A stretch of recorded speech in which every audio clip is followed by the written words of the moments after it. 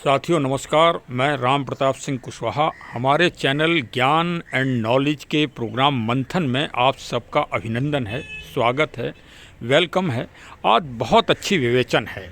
वास्तव में आज पूरी दुनिया का ध्यान दुनिया की सबसे प्राचीन राजधानी अयोध्या के ऊपर है, और वो भी प्रभु श्री राम जी के ऊपर। तो फिर आखिर भाई हम भी तो कुछ चिंतन मनन करें। अब हमारे पास कोई राष्ट्रीय चैनल या कोई बड़े ब्लॉगर वाली व्यवस्थाएं तो नहीं हैं। हम तो सीधे सच्चा अपना विवरण देते हैं, और जो यथार्थ होता है और यथार्थ विषय को ही लेके हम चलते हैं। और लेकिन होता बिल्कुल अलग है। हम कोई रटी रटाई इबारत या रटी रटाई कोई प्रसंगों का वर्णन नहीं करते। हमारा प्रसंग बिल्कुल अनूठा होता है, और जिसको कहा जाए कि देदीप्यमान होता है। देखिए, अयोध्या जी के विषय में और श्री राम जन्मभूमि और प्रभु राम जी के प्रसंग में तो सभी बड़े बड़े राष्ट्रीय चैनल, विदेशी चैनल सब लगे हुए हैं समीक्षा करने में, और सब आपको बिल्कुल ताज़ी ताज़ी रिपोर्ट, लाइव रिपोर्ट दे रहे हैं। हम तो वो बताएंगे कि वास्तव में क्या राम जी के जो विभिन्न जो सहयोगी रहे हैं, क्या वो आज इस कलयुग में भी प्रासंगिक हैं? क्या वो भी चमत्कार दिखा रहे हैं? क्या उनका चमत्कार अभी भी चल रहा है इस कलयुग में भी? तो आइए जरा उसी को समझते हैं। और आज बहुत ही महत्वपूर्ण प्रसंग है। देखिए, पुण्य राम जन्मभूमि में पवन पुत्र संकटमोचन श्री हनुमान जी महाराज विराजमान हो गए हैं। श्री गरुड़ जी साहब विराजमान हो गए हैं। हाथी घोड़े बड़े बड़े जो है सब विराजमान हो रहे हैं। जो भी शुभ प्रतीक चिन्ह हैं वो सब विराजमान हो रहे हैं, और उन्हीं के साथ पक्षियों के श्री जटायु पक्षीराज जी भी विराजमान हो गए हैं। उनकी मूर्ति बहुत विशाल और बड़ी अद्भुत कुबेर टीला जो है अयोध्या की फेमस जगह, वहाँ पर स्थापित हो रही है। माननीय प्रधानमंत्री जी श्री नरेंद्र मोदी साहब जब 22 जनवरी 2024 को प्रभु राम जी का विराजमान की जो प्रक्रिया होगी उसमें शामिल होंगे और विराजमान कराएंगे प्रभु को। देखिए, यजमान कोई और हैं। कई जगह के विवाद चल रहे हैं, और ये विवाद आध्यात्मिक रूप से पूज्य श्री शंकराचार्य जी तक समाहित हो गए हैं। इस विवादों में ऐसा होना नहीं चाहिए। प्रभु श्री राम जी की स्थापना तो विवाद रहित ही होना चाहिए, लेकिन फिर भी श्री रामचरितमानस और रामायण से शिक्षा लेना ही चाहिए कि राज सिंहासन जब प्रभु जी को मिलने वाला था दशरथ जी के समयकाल में, तब भी कितना बड़ा विवाद हुआ था। तो वो तो उनकी विवाद की राशि ही है, और जब जब वो विराजमान होंगे तो इस तरह के सांसारिक विवाद चलते ही रहेंगे।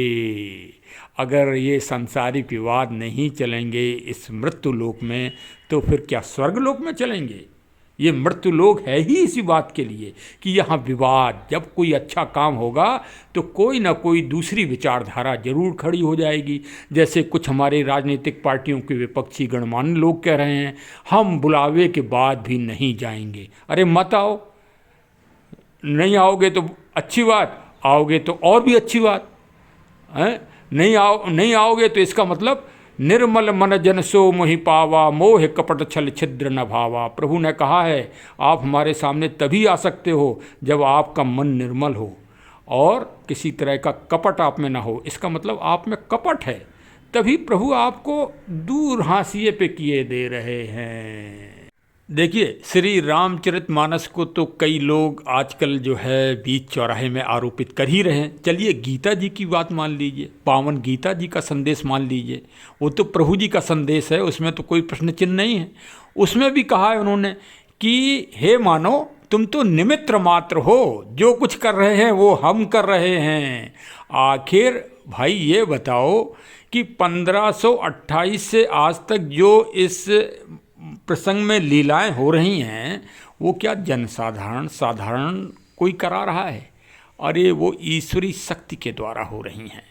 वो जिनको निमित्त बनाया होगा वो कार्य उन्हीं से होगा पूरा, कोई दूसरा नहीं कर सकता, दूसरा कर ही नहीं सकता, संभव ही नहीं है।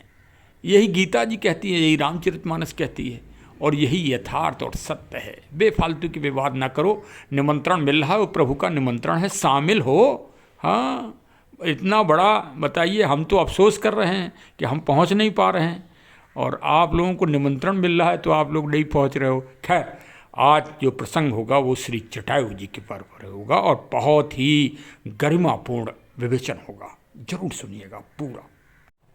प्रभु राम जी की सबसे बड़ी खूबी क्या है, आज प्रसंग ये है। सबसे बड़ी खूबी यह है कि प्रभु स्वयं भी कर्मवादी हैं, और कर्मवाद को ही वो प्रश्रय देते हैं, और कर्म ही उनके पास प्रधानता है, और कर्म को उन्होंने इतना बड़ा सम्मान दिया है कि दुनिया में आज तक किसी प्राणी को उतना बड़ा सम्मान नहीं मिला। आदमी की तो औकात ही क्या है, जितना बड़ा सम्मान पक्षीराज श्री जटायु जी को मिला। किस लिए? उनके कर्म के ऊपर, उनके कार्य के ऊपर, उनके समर्पण के ऊपर, उनके राष्ट्र प्रेम के ऊपर, उनके महिला सशक्तिकरण के महान कार्य के ऊपर। वो पुरस्कार प्रभु श्री राम जी ने इस दुनिया में सबसे पहले अगर पुरस्कार की पद्धति पड़ी है तो प्रभु श्री राम जी ने पक्षीराज जटायु जी को दिया है। और उनके स्थापना यद्यपि कर्नाटक में तो बना ही है दिव्य मंदिर जटायु जी का, लेकिन अयोध्या जी में उनका स्थापना होना, उनकी मूर्ति लगना एक अद्भुत काम है। और वास्तव में सरकार, जो भी कि सरकार के प्रतिनिधि या ट्रस्ट हैं, वो अच्छा कार्य कर रहे हैं और सराहनीय कार्य कर रहे हैं। वास्तव में प्रभु श्री राम जी ने जटायु जी को प्रतितुल्य सम्मान दिया। पूज्य दशरथ जी की अंतिम क्रिया व अंत्येष्टि में शामिल नहीं हुए थे प्रभु, लेकिन श्री जटायु जी के जब महान कार्य को उन्होंने पाया तो उन्होंने प्रति समान उनको सम्मान दिया, और पूर्ण उनकी विधि विधान के साथ अंत्येष्टि की। और क्या किया? अपना स्वरूप प्रदान करके मोक्ष गति प्रदान की, जो किसी को भी प्राप्त नहीं हुई है। देखिए, मैं हमेशा इस बात को कहता आया हूँ कि अंग्रेज़ों ने 250 साल भारत में शासन नहीं किया। भारत की संस्कृति को, भारत की गुणवत्ता को, हमारी संस्कृति की चोरी की है उन्होंने, भरसक चोरी की है। इसका सबसे बड़ा प्रमाण यह है कि कोहिनूर हीरा भारत का अभी भी उनके आधिपत्य में है। इससे ज़्यादा और प्रमाण दुनिया को क्या आवश्यकता है। देखिए, विक्टोरिया क्रॉस दुनिया का सबसे बड़ा पुरस्कार था, वीरता के लिए दिया जाता है, और भारत में परम वीर चक्र, स्वतंत्र भारत में इसके पहले विक्टोरिया क्रॉस दिया जाता था भारतीय सैनिकों को भी, जो ब्रिटिश एंग्लो इंडियन सेना में शामिल हुआ करते थे। इस विक्टोरिया क्रॉस की प्रक्रिया के बारे में काफ़ी कुछ जानकारी हमको इसलिए है कि हमारे पूज्य पितामह श्री आधार सिंह जूदेव कुशवाहा का नाम विक्टोरिया क्रॉस के लिए उस समय की ब्रिटिश सरकार के द्वारा भेजा गया था, लेकिन कालांतर में उनका देहावसान हो जाने के कारण वह प्राप्त नहीं हो पाया। वो वास्तव में वीरता, अदम्य साहस के लिए प्रदान किया जाता था, और अभी भी प्रदान किया जाता है, लेकिन उसका प्रेरणा, उसकी मोटिवेशंस हमारे जटायुराज पक्षीराज से ही उन्हें प्राप्त हुई थी, वो भी रामचरितमानस से। देखिए, श्री रामचरितमानस जी हमारे सामने हैं, और विशेषकर मान्यवर श्री स्वामी साहब जरूर देख लें कि अगर ऐसा किसी ग्रंथ में, दुनिया के किसी ग्रंथ में लिखा हो तो फिर आप इसकी खूब बुराई करिए, लेकिन आपको पूरी दुनिया के किसी ग्रंथ में नहीं मिलेगा। देखिए क्या लिखा है तुलसीदास जी ने। सीते पुत्र करस जन त्रासा, करिहूँ जात उठान कर नासा, धावा क्रोधवंत खगज कैसे, छूटे ही पब पर्वत कहूँ जैसे। सीता जी को इतना अभय दान दिया था उन्होंने। आज सड़क पे घटनाएं घटती रहती हैं और हमारे वीर युवक किनारा कर लेते हैं। उस टाइम भी किनारा कर लिया था। किसने? सुग्रीव जी ने। सुग्रीव जी देखते रह गए, सुग्रीव जी की सेना, कि रावण 10 कंधर लेके जा रहा है सीता जी का अपहरण करते हुए। तो क्या सिर्फ देखकर विचार करते रहे सुग्रीव जी, और जटायु जी ने क्या किया? अरे वही किया जो परमवीर चक्र विजेता करते हैं। हाँ, छक्के छुड़ा दिए 10 कंधर रावण के। रावण भाग खड़ा हुआ। फिर देखिए कैसी गति मिली, कैसी गति मिली पक्षीराज जटायु जी को। अविरल भगत मांग वर गीत गयौ हरिधाम, तही की क्रिया जथोचित निज कर कीन्ही राम। चैलेंज है, अगर एक दोहा कोई लिख लो जो आरोप कर लगाते हो ना श्री रामचरितमानस में, एक दोहा लिख लें, इसमें भी बहुत बड़ी वैज्ञानिकता छिपी हुई है। वो भी रहस्य कभी आपको बताएंगे। एक एक चौपाई और एक एक दोहे में इतना बड़ा मैथमेटिक्स है कि आप पूरी दुनिया सरप्राइज कर जाएगी इस श्री रामचरितमानस के इस महान ज्ञान को जिस दिन जान लेगी। तो श्री जटायु जी को हरिधाम भेजा, जिस जन्म जन्म मुनि जतन कराही, अंत राम कही आवत नाही। एक नाम नहीं ले पाता है आदमी, राम नाम नहीं ले पाता है, भगवान ने स्वयं अपने हाथों से उनका तर्पण कर दिया। इससे बड़ी गति और दुनिया में किसी को आज तक मिली नहीं, किसी प्राणी को। इन्हीं प्रसंगों के चलते हुए मेरे पूज्य बाबा जी ने मुझे जानकारी दी थी बचपन में कि अंग्रेज़ों ने ये प्रेरणा और ये मोटिवेशन पुरस्कार देने का हम भारतीयों से सीखा है और श्री रामचरितमानस से ही सीखा है, क्योंकि रामचरितमानस में ही सबसे बड़ा दृष्टांत आता है और इसी से उन्होंने प्रेरणा ली। मैं पहले भी आपसे बता चुका हूँ कि अंग्रेज़ों की एक विशेष विंग जहाँ पर थी, जो भारतीयों के पांडुलिपि, भारतीय शास्त्र, भारतीय वेद, इन सब का वो गहन अध्ययन करते थे और अच्छी अच्छी पुस्तकें और ग्रंथों को वो यहाँ से उठा ले जाते थे चोरी से। विक्टोरिया क्रॉस जो है जनवरी माह में 1856 में ये स्टार्ट हुआ, वही जनवरी माह, संभवतः कहिए 22 जनवरी ही हो जब विक्टोरिया क्रॉस पहला दिया गया, क्वीन विक्टोरिया ने दिया था। तो उससे पहले जब तक भाई 1725 में जॉर्ज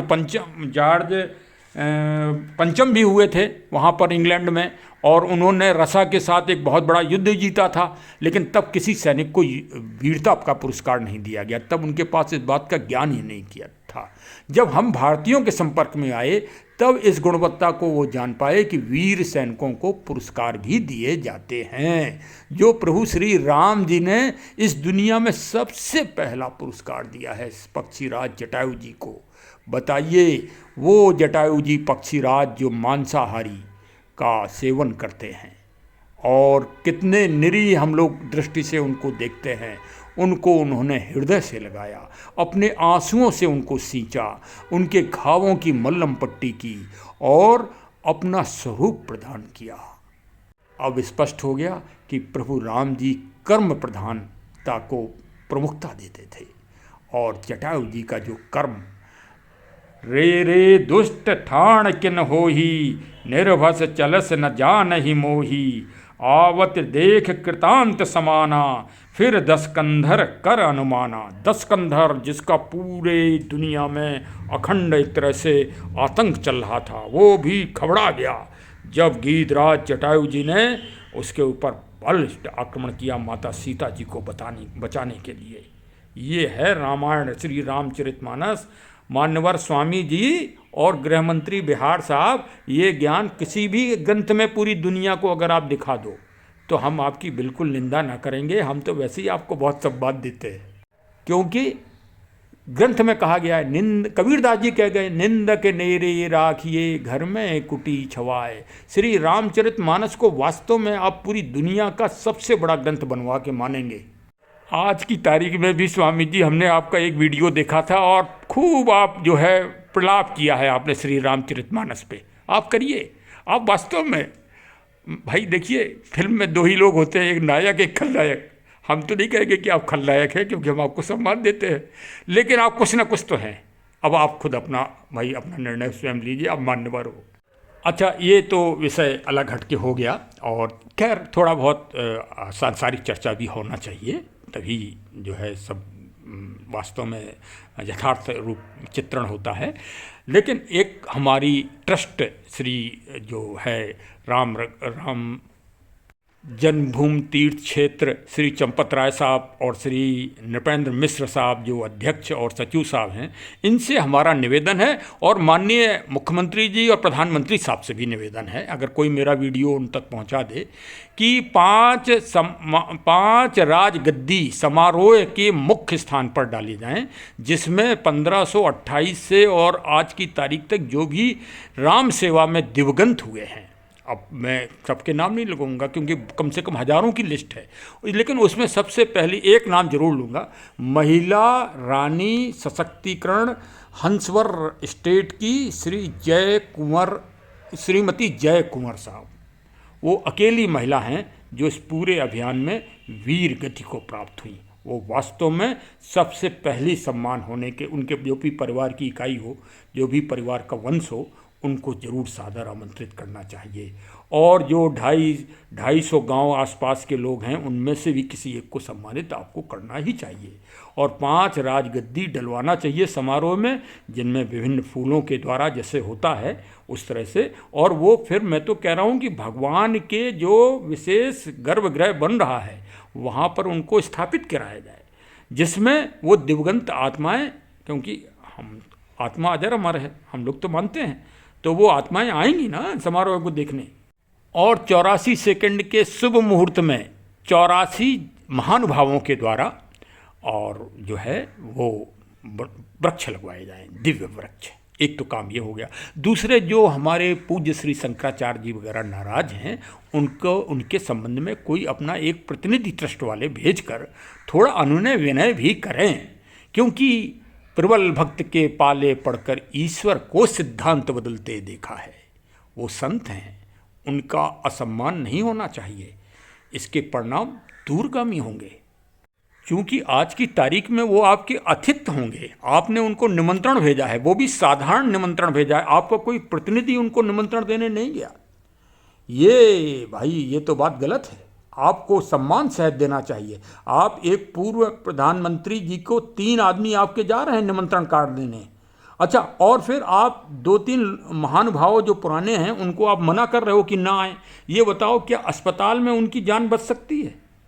कोई बचा है बिगड़ जाए हुए? अरे उनकी अगर इच्छा है तो उनको आने दीजिए ना समारोह में। माननीय श्री अडवाणी साहब, श्री मुरली मनोहर जोशी साहब को आने दीजिए। आप रोकने वाले कौन होते हैं? आप तो भगवान से भी बड़े हो गए।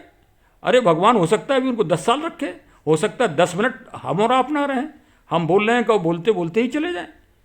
भाई चंपत राय साहब, ये तो अच्छी बात नहीं लगी आपकी कि आपने मना कर दिया, और भारतीय संविधान के भी प्रतिकूल है ये। हाँ, तो इस पर विचार करिए, आप मंथन करिए, विचार करिए, मंथन करिए। अहंकार त्याग दीजिए 22 तारीख तक। अहंकार दोनों तरफ नहीं होना चाहिए कहीं भी। अगर कोई विपक्ष का भी नेता है, थोड़ा सम्मान चाहता है, तो उसको भी सादर आमंत्रित करिए। और क्या, समारोह को बहुत नम्रता और विनम्रता से, विनम्रता हनुमान जी से सीखिए। अब उनसे ज़्यादा बड़ा कौन है? हनुमानगढ़ी चले जाइए, थोड़ा दर्शन कर लीजिए, सीढ़ियाँ चढ़ेंगे आप तो अहंकार दूर हो जाएगा। हाँ, ये बात आपसे कहने की किसी की हिम्मत नहीं है, लेकिन मैं उस भगवान के जो पूज्य पंडाल जन्मस्थली है वहाँ पर 2.5 दिन मैंने ड्यूटी दी है। आप नहीं घुस पाए होंगे उस पंडाल में, मान्यवर कोई भी नहीं घुस पाया होगा। मैं उस पंडाल में भगवान के बिल्कुल समीप जाके बैठा हूँ, इसलिए आपको अधिकृत रूप से मैं ये कह रहा हूँ कि ये मेरे ये काम करवाइए। 5 चेयर राजगद्दी डलवाइए, 84 वृक्ष लगवाइए, और रघुपति रीत सदा चल आई, इस विचारधारा को दूर मत करिए। आपने दूर कर दिया है हाशिए पे, इसके बहुत दूरगामी परिणाम होंगे मान्यवर। ये अगर विचारधारा, अगर इनका मनोबल नहीं रहा इस देश में, तो फिर आप ये समझिए कि दूसरी विचारधारा ही बढ़ेगी। इस विचारधारा को आपको रघुपति रीत सदा चलाई, क्योंकि राम जी के पहले भी विचारधारा थी। उसी विचारधारा को जिंदा रखने के लिए प्रभु ने जन्म लिया है, जिसमें गाय संत ये सब आपको क्या उपदेश दें। आप बहुत ज्ञानी हैं, लेकिन फिर भी बोलना हमारा फ़र्ज़ है, बताना हमारा फ़र्ज़ है। मैं भी सीनियर नागरिक हूँ, इसलिए मैं बता रहा हूँ। और भाई ये गुण हमको दे दिया है ब्लॉग बनाने का, तो इसलिए भी मैं आपको बताए दे रहा हूँ। साधारण जनता तो सुनेगी ही हमको। भाई देखिए जनता साहब, मान्यवर जनता साहब, अगर हमको सुने तो इन महानुभावों के पास तक हमारा ब्लॉग जरूर पहुंचा दें। हम ज़्यादा टेक्निकल नॉलेज नहीं रखते, बस इतनी कर पाते हैं, हम ये वीडियो बना पाते हैं और यूट्यूब में डाल देते हैं भाई। अब देखिए भाई, चैनल के होने के नाते मैं सबसे निवेदन कर रहा हूँ कि हमारा चैनल भी सब्सक्राइब कर लें, मिलने जुलने वालों को भेजें। अभी अयोध्या हम भ्रमण भी करेंगे और वहाँ के श्री दशरथ महल साहब के जो महंत साहब हैं देवेंद्राचार्य साहब, उनसे भी वार्ता कराएंगे आपकी। और उदासीन आश्रम के श्री भरतदास साहब जी हैं महान ज्ञानी, उनसे भी आपकी वार्ता कराएंगे, आशीर्वाद दिलवाएंगे। और भी प्रबुद्धजन हैं, उनसे भी वार्ता करेंगे और अयोध्या भ्रमण के हम आपको साकार चित्रण भी भेजेंगे वास्तव में। तो आप हमारे चैनल से सब्सक्राइब कर लीजिए, बटन दबा दीजिए, नोटिफिकेशन तुरंत पहुँचें। नई नई जानकारी हम देंगे। भारत सरकार ने बहुत अच्छा काम कराया कि जटायु जी को वहाँ पर स्थापित कराया। जटायु जी ही वास्तव में हमारे देश की संस्कृति है और उनको अजर अमर प्रभु राम जी के साथ समाहित होकर उनका अखंड नाद होना चाहिए पूरे विश्व में। और देखिए, श्री राम जी के भक्तों में, मतलब कार सेवकों में, मनुष्य शामिल नहीं हैं, जीव जंतु भी शामिल हैं। और पक्षीराज जटायु साहब का तो हमने आपको बता ही दिया। देखिए, इस कलयुग में अभी कालांतर में, क्योंकि मैं तो फैजाबाद रहा हूँ, फैजाबाद कचहरी में भी मैंने ड्यूटी दी है, चर्चाएँ सुनी हैं। कौन सी चर्चा? 1 फरवरी 1986 को जो चमत्कार हुआ था, श्री जिला जज साहब थे श्री कृष्ण मोहन पांडे साहब, और वो निर्णय करने जा रहे थे किसका? राम जन्मभूमि जी के ताला खोलने का। वहाँ भी गौरक्षा पीठ गोरखपुर के महंत श्री अवैधनाथ साहब मौजूद थे उस दिन। और सबसे बड़ा चमत्कार कौन कर रहा था कि जज साहब पांडे साहब जब अपने घर से चले तो विशेष सिक्योरिटी के साथ चले थे, और उनकी छत पर एक काले जो है महान मानव बंदर साहब वानर जी मौजूद थे। वो तो श्री हनुमान जी के ही प्रतिरूपक थे। हाँ, वो मौजूद थे। और वो जब कोर्ट पहुँचे तो वो कोर्ट की मेज पे पहुँच गए। हाँ, और जब तक निर्णय नहीं हुआ तब तक वो वहीं मौजूद रहे। ये सब क्या है? ये सब प्रभु राम जी की लीला है, यही साक्षात हैं। रामचरितमानस में कहा, प्रभु ने कहा है, हम निर्गुण और सगुण दोनों रूप में हैं। हम निर्गुण भी हैं, ऐसा मत समझिए। जो निर्गुण विचारधारा चल रही है ना देश में, हम उसके भी हैं और हम सगुण के भी हैं। सगुण से हम ज़्यादा खुश हैं। हाँ, ये कहा था भाई, रामचरितमानस कहती है इस बात को। तो आप अपने आसपास देखे रहना, कहीं किसी भी रूप में वो उनके गण आ सकते हैं। श्री हनुमान जी तो आते ही रहते हैं, वो तो राजा हैं अयोध्या के। चलिए साहब, जय हो श्री राम लला जी की और जय हो श्री हनुमान लला जी की। अयोध्या में जो भी भक्त पहुँचे वो श्री राम लला जी की ही जय जयकार बोलें और श्री हनुमान जी की। चलिए साहब, बहुत बहुत धन्यवाद। जय हिंद, जय हिंद।